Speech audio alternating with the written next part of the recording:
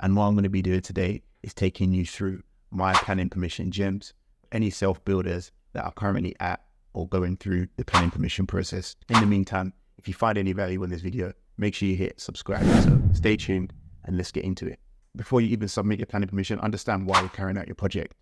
Is it because you're doing it for self-fulfillment?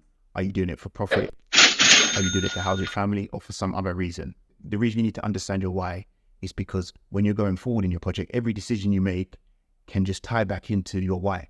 So if it's a decision in relation to whether we're going to go for something that's expensive or something cheap, if your why is about profit, you might decide to go down the cheap route. If you're creating luxury flats and that's your why, then obviously it's going to be the inverse. Just bear that in mind when you're submitting your planning permission. Also, obviously for planning permission, if you are doing quite a big development or a big project or a house build, you want to be in a position where you've got a clear line of communication with your to-be architect in the future. So you want to let them know that reasons why you're carrying out your project in the first place as well, so that they're aligned to the process. So in order to find an architect to be able to submit your planning application, one clever way to do this is to log into your local planning portal.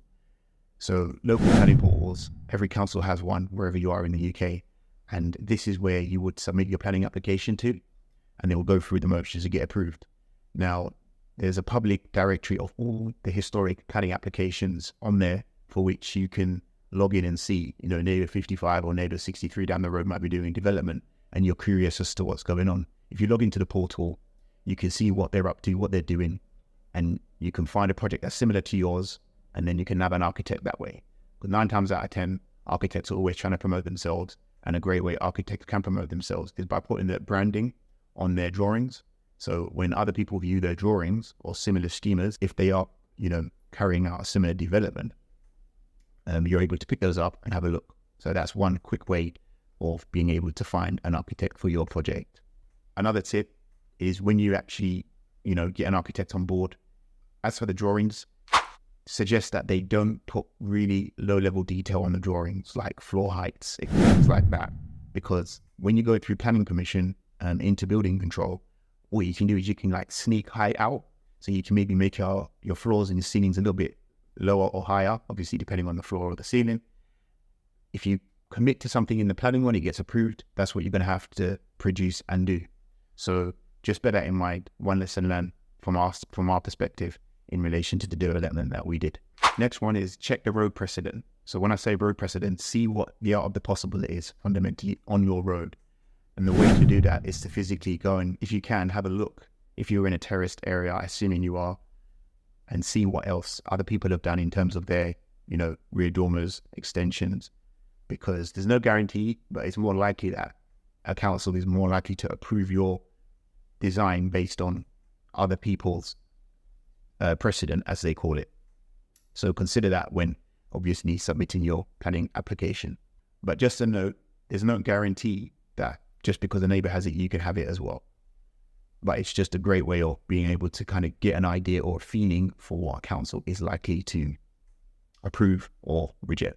Carry out a pre-application. Now, a pre-application is a service that most councils offer, whereby you can kind of submit an idea for a schema if you are trying to set new precedent on the road, or if you're trying to do something that you're really unsure as to whether it will succeed or fail through the planning process. And what it allows you to do is sit down with the council after you've paid a fee to kind of talk about your idea and understand from the council what they're looking for in relation to the local area.